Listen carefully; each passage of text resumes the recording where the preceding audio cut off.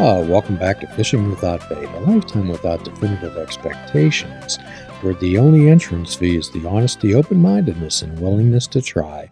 If you have a few pixie dust sprinkles of those, welcome aboard. Jump in the canoe, grab a paddle, and let the adventure begin. Today we're joined by one of our frequent guests on the program, Tara V. We're having Tara back on the program. Tara is from California, who operates a website called keepcomingback.net, where people share their experience, strength, and hope through giving their AA lead. Welcome back, Tara. Thank you. Happy to be here.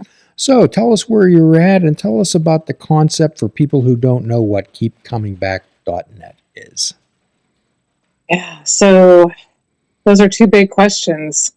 Where am I at and what is Keep Coming Back? So keepcomingback.net is designed to be a speaker tape for this generation. So instead of recording a speaker meeting and creating speaker tapes or CDs, I bring the speaker to the mic and they share their experience, strength, and hope like you did, Jim, uninterrupted for about 45 minutes, give or take. And when they're all done sharing what it was like, how they found their way to the rooms of Alcoholics Anonymous and what life is like now, I do a Q&A. The Q&A lasts about 10 to 20 minutes, and each episode is about an hour. So let's see, there are 233 now. I just posted 233 last week, and I post a new one every Thursday. It's my service work. It also keeps me in the program. It keeps me sober. I used to get hot and bothered by how many viewers there were and all of that. And now it's like, I'm not drinking, I'm sober, it's working. I'm going to keep doing it. So that's keepcomingback.net. It is a website, but it also is found on any podcast app. So Spotify, Audible, whatever, Apple Podcasts, you can find it all of those ways as well. Well, you're not doing this for any ego purposes or personal glory. You're trying to show that the program works to people, and I think you're giving a great message of hope. Thank you. That is the most common answer and response when one of my final questions has been for a while, what final message would you like to leave with the listener?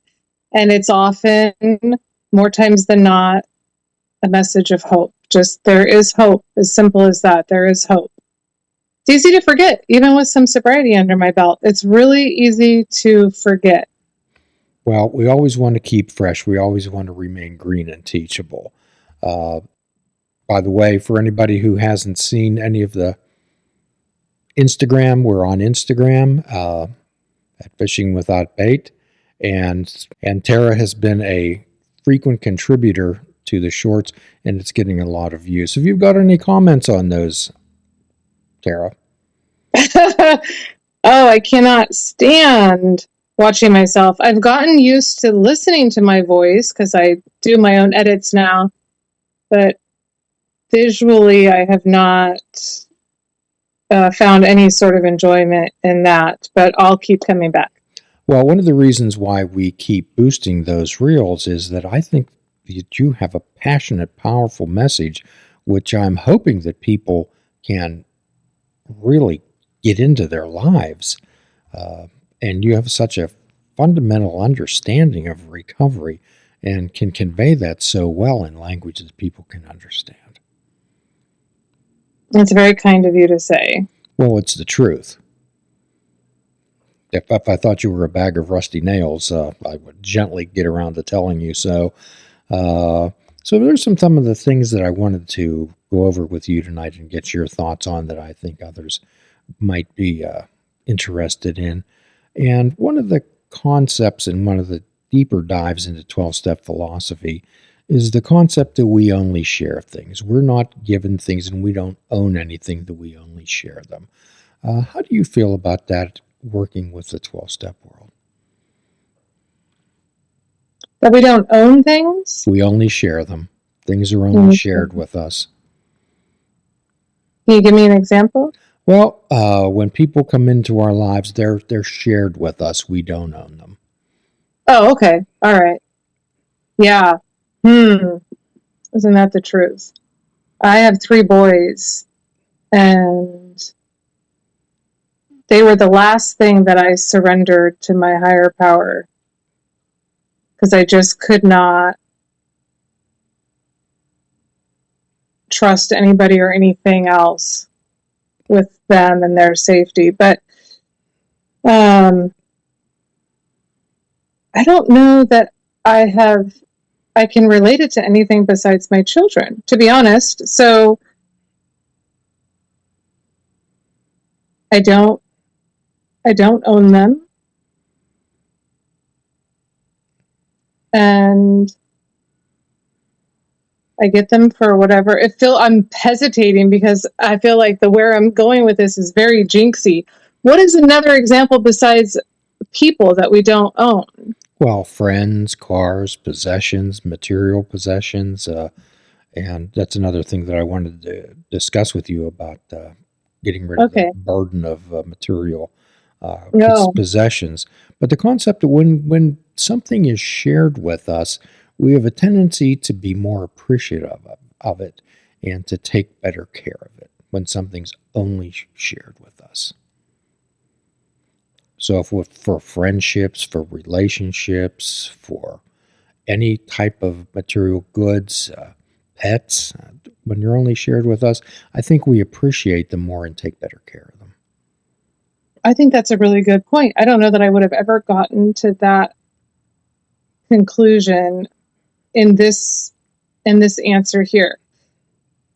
I wonder if people that have a tendency to be codependent have a harder time with the notion of not owning things, because it doesn't seem that it could be any other way. I don't. One thing that I will relate to program is my money. So I don't have a lot, but I have a very comfortable life, and in compared to most of the world, some would say a lot. And I don't consider it my money. I consider myself just the intermediate. I'm just the middleman. And so when we donate money or do like the Christmas purchasing of Christmas presents, we adopt family and all of that. Sometimes when I sit down to do the bills after that, I get a little bit achy, like, oh, that was so much money. And then I remember it's not my money. Like, I only went to college because my higher power put it in my heart to do it since I can remember. I mean, really, the story is much more complicated than that. That's a very simplistic version. But everything I have in my life has been pretty much worked for, but I have no problem working hard.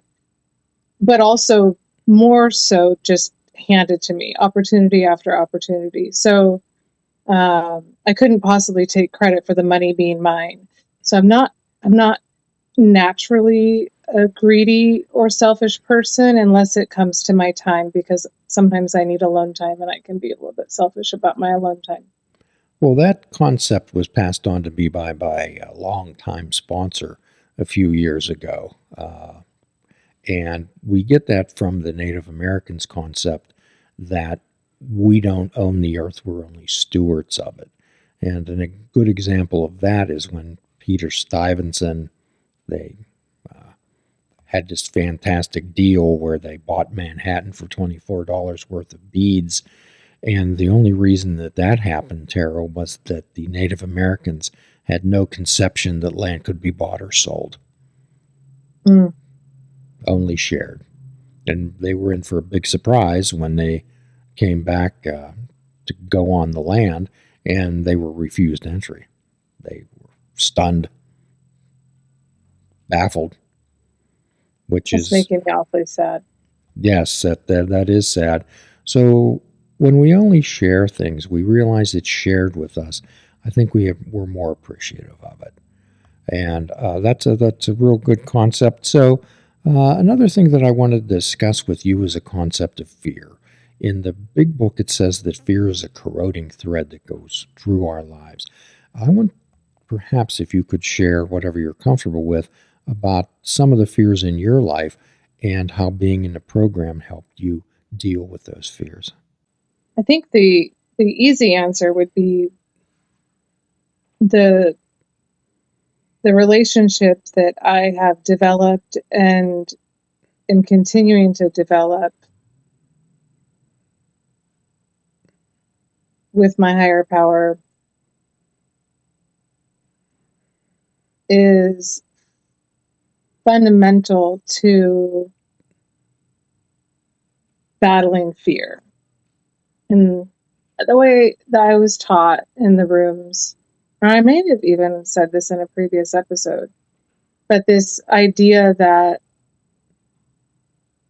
you can't be in a place of fear and a place of faith at the same time. It's one or the other. And if you have no faith, or you have very flimsy sort of faith in anything, doesn't really matter what you call your higher power, but if you have one and you're new in your relationship with that higher power, it makes sense that you're going to have more fear. But eventually, with the work and the time and the energy that we put into growing our relationship with our higher power, which is found within the 12 steps of the program, and all of the peripheral things around those 12 steps that come into our path in the rooms, such as literature or meetings. I mentioned before that I journal and I have affirmation cards and I have all of these different little exercises, if you will, that I do to try to work that connection to my higher power muscle. And over time, when fear comes, it doesn't hold as much reign over me. So in the beginning, when I was in the rooms and I was newly sober, I had all kinds of fear. Could I stay sober? Could I get a job? Could I keep a job? Could I? I mean, so many fears. And now, of course, fear will still pop up, but I have this foundation, this fundamental belief that I have a higher power that is guiding me, and I trust. Actually, one of my affirmation cards. So the affirmation that sometimes I'll read through, there's so many, I read through them and it's just rote, but this one always stops me in my track. And that is, it's be receptive is what it says on the front, and the back is I am purposefully guided. I allow my senior partners to handle my life for me. I remain peaceful, quiet, and receptive to the power of my source. I trust my higher power. I know God is with me and helps me to think, say, and do the right thing. And that one is what all of the other subsidiary things of the steps,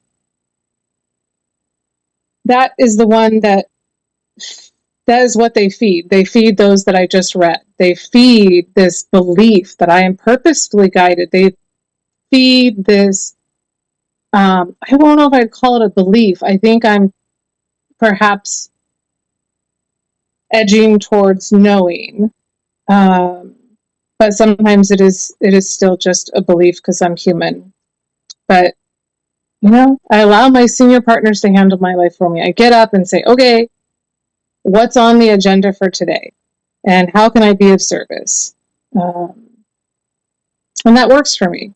That works for me. In this particular affirmation, I call it my senior partners, because sometimes it's my ancestors, sometimes it's a more traditional, Americanized higher power. Okay. Are you on when you talk about your senior companions? Are you talking about your spirit guides, Tara? Yeah. Yep. Okay. Yeah. Yeah. I think I've talked about them before. Yes, you did. Yes, you did. When you talk about spirit guides, when you talk about ancestors, there's many people who attempt to connect with that. When we talk about ancestors, we're talking about more of a group type of psyche, like in the East, not in the West. That type of culture. Yeah. Which makes sense to me. I mean, I took my father-in-law to the hospital. I mean, he had a planned procedure today, so I spent most of the day in the waiting room at the hospital. But before, when we're waiting for the doctors to come get him, I think he's 87. I'm My parents are long gone to this disease, and I'm looking at him laying in this on this gurney with his little warm blankets and IVs, and I thought, well, my first thought was morbid. I thought, oh God, his eyes were closed, you know. I thought, oh God, I'm gonna be at his funeral before I know it. I'm so grateful to be here. I'm so grateful to be of service. But then I looked at him in another way and I thought, he's someone's son, right? Like his mom is long gone, but he is someone's child. He is someone's son. And I can't imagine wherever her soul may have gone or has been since she passed human form, I can't imagine that love for your child would dissipate completely. So the whole ancestor thing rings true to my heart as a mother, and just for whatever reason it does. That's a beautiful sentiment. Beautiful. Absolutely beautiful. So, when we go through this transformative process of working through the 12 steps, we generally have a shift in how a person perceives and reacts to life. Could you tell the folks that are listening to this what they can expect about the shift in perception and how you react to life? Yeah. I don't know that there is one particular way we react to life, but for the vast majority of the people in the rooms that are doing this, you know, doing the deal, working towards a strong program. We don't necessarily always have a strong program, but we the way we react just changes. And for everybody, that's a little bit different. But so I'll speak for myself. I'll speak from my experience. I don't catastrophize like I used to. And I had a catastrophe. Can I tell a story? Please. Okay. Our dishwasher leaked. Now, I told you we are comfortable financially, but we are, we have a young family. And we are homeowners. And so, we own our house along with the bank, if you will. And so our dishwasher leaks, and we didn't know it, but ruined the wood floors. And I've never gone through homeowners insurance. I've been here at this place since 2009. And I thought, okay, so short story long, like my sponsor says, we get the wood floors replaced. They're beautiful. They're like vinyl plank and they're dark brown. And of course, if you get the floors replaced, you got to paint the walls. And so we did blue walls and they're beautiful. It's just so cute. And we don't even have them for 2 months. And I keep seeing this white stuff in the hallway. And I'm like, what is this between the planks? And I'm thinking maybe it's glue. Well, our air conditioner, which is in the hallway, had been leaking for weeks, going underneath the planks without us knowing, slowly for weeks, and ruined the floor in the hallway, all of it. And I am watching my husband in the hallway with the wet, dry vac trying to suck up all the water. And I'm really upset about these brand new floors that are now ruined. And I went over to my bed, and I would say, and maybe it sounds silly now. I feel a little sheepish that I'm like, really, that's your worst moment in sobriety? But I was so exhausted from all the construction of getting the floors in here, all of the dealing with the homeowner's insurance. By the way, they made me install a $2,000 water leak detection system. So I got all the floors done, and they're like, we're not going to cover you anymore unless you install this $2,000 part. So, well, it was $2,000 to have it installed. The part was not that much. Anyways, long story short, I sat on my bed. I'm overwhelmed. I'm exhausted. And now I have a broken air conditioner. Oh, all the while, I forgot to tell you, the washing machine was broken and the washing machine had been leaking on the floor as well. So we have the washer and the air conditioner and the dishwasher that all ruined old floor and new floor within like a 4.5 month period. The first internal deep reaction was, I don't want to feel this anymore. Like, how do I get out? And it doesn't dawn on me anymore to take a drink. But it was late at night. It was like 8 o'clock. And so it did dawn on me to go to bed. I'm like, you know what? I will feel different tomorrow. The idea is that I have tools today that I can organically grab onto and use when I need to. And I got on my knees and I said a prayer and I said, I do not like feeling this way. I'm feeling very overwhelmed. Please take this from me. I can't handle the, I don't know. It was like, I felt like I was treading water and it was just too much. And went to bed and I have been at complete peace with the floors. I woke up in the morning and I realized, we have extra planks in the attic. So if we really wanted to replace them, we can. And we, so I just started solutioning. So to answer your question, what will someone experience in sobriety and the way that they react to life or their perception of life? It is ever changing. It's ever changing. So early on, when I came to the rooms, I almost, I wouldn't say I enjoyed, but I thrived off being the victim. I thought, if I'm the victim, everyone will feel sorry for me and somebody will throw me a bone. And at the very least, everybody will listen to me and feel sorry for me. I don't know why that was a desire at all, but I am the youngest of three. Maybe that has something to do with it. Don't know. But today I don't want to be the victim at all. It doesn't feel good. I just want to get into the solution and the steps and the program and the tools and all of these little things we learn. And everybody needs to learn something a little bit different, right? We're all at a different place in our journey. We all come with different experiences. We all have different lessons we still need to learn. And I hope I don't learn them anytime soon, because I feel like once I'm done learning, I'll expire. I'm not ready to do that.